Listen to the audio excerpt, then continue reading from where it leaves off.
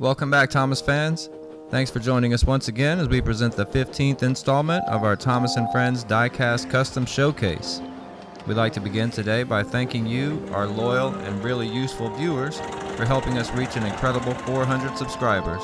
And we're well on our way to that 500 subscriber milestone, so again, thank you. It's great to be part of such an awesome community of Thomas fans who love this little tank engine as much as we do. We're honored to be able to share with you our little slice of the Thomas universe. Now, before we bring out today's custom model, there are a few matters we'd like to address which may be of interest to you. In the meantime, enjoy these scenic views from the Arlesdale Railway. First of all, we want to apologize for the long delay between this video and our previous one. As you may know, we visited Thomasland during summer vacation and we had a wonderful time. If you haven't had the chance to visit yet, we highly recommend it. While we were enjoying our summer, we weren't able to post as many new videos as before. Now that school has started again, we have to make sure we stay on top of things, so we probably won't be posting videos as frequently as in the past. But don't worry, we still got some really special customs on the way, and we're looking forward to making some new ones too. Which brings us to the second matter we'd like to discuss today. That is the unfortunate demise of the Adventures range and the general direction of the Thomas franchise as it currently stands under the management of Mattel. Starting with Journey Beyond Sodor, many fans were up in arms about a lot of new changes, such as the engines bouncing around and the lack of realism in general, the lack of effort from the CGI team, and the increasingly commercialized feel of the show and new toys, as well as the deviation from the classic stories that we all came to love. Now, despite all its flaws, we still love Journey Beyond Sodor. Yes, the story is pointless, the characters are quite literally useless, and the merchandise was underwhelming to say the least. But the soundtrack was, in our humble opinion, quite epic. Kudos to the production team for delivering a great collection of memorable tunes that'll get stuck in your head for days on end. After Journey Beyond Sodor, there came Big World Big Adventure, which has been met with mixed reviews. Our main issue with this movie is the fact that it wasn't released on DVD in North America. Like most things these days, this highly anticipated movie was screened exclusively on cable in the US, despite the fact that there are probably thousands and thousands of Thomas fans who don't have cable.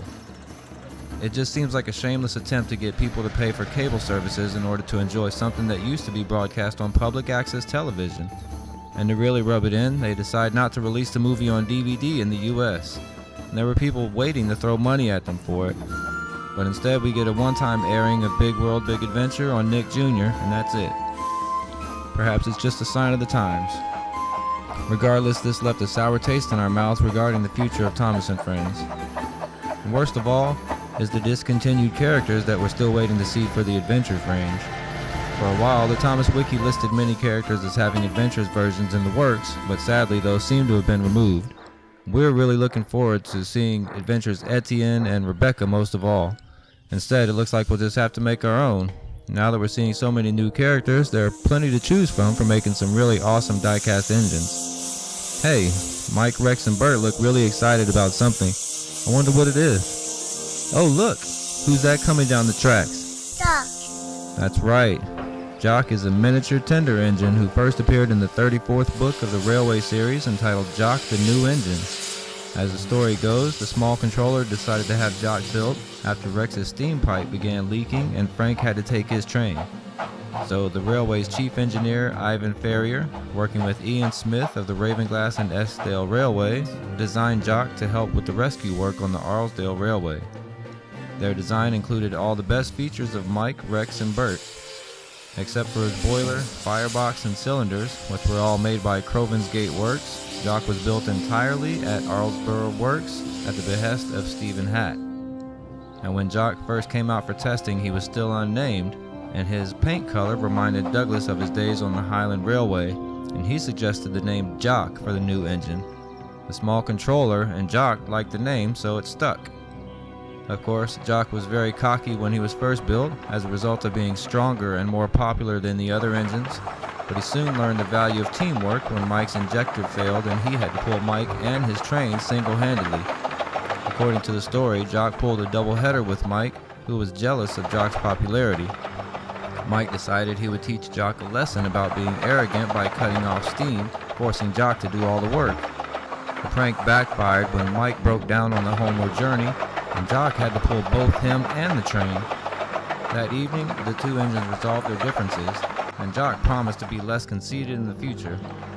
And the Jock is based on a real-life engine called Northern Rock, which was built at Ravenglass in 1976 and works on the Ravenglass and Eskdale Railway. Two other engines based on Northern Rock's design have been built for railways in Japan as well.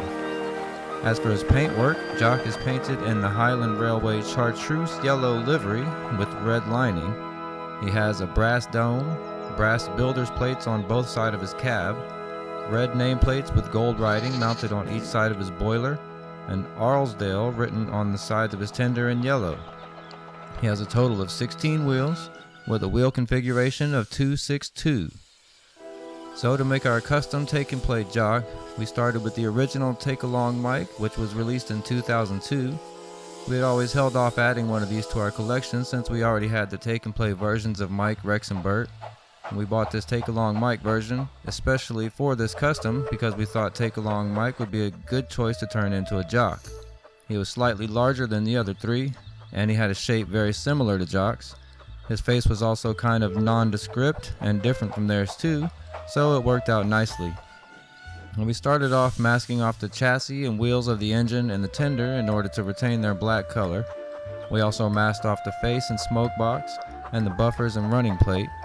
Usually we'd cover the top of the cab to retain the black color, but Jock's roof isn't black, so we left it uncovered. We also masked off the coal section of the tender to leave the original color. And then we spray painted the cab and boiler and the tender with a gloss yellow color by Krylon called Bright Idea. We allowed the paint to dry and then removed the masking tape. After that, we added a coat of clear acrylic and let that dry.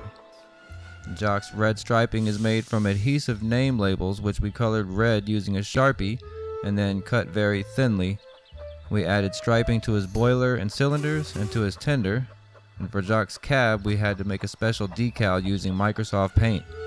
To give the cab a more accurate appearance, we covered the entire side of the cab on both sides with the decals, covering the windows. And the decals include the red striping and the darkened section to indicate the curved part of the cab wall. To complete Jock's tender, we once again used Microsoft Paint to make a special decal which we printed out. We found a font which looked pretty accurate and used a yellow background. Then we cut out the decals, placing one on each side of the tender. To add the extra piping to Jock's boiler, we used a paper clip which we made as straight as we possibly could and then shaped to hug Jock's smoke box and boiler just perfectly. After adding all these components, we once again added a generous coating of clear acrylic to help everything adhere to the model.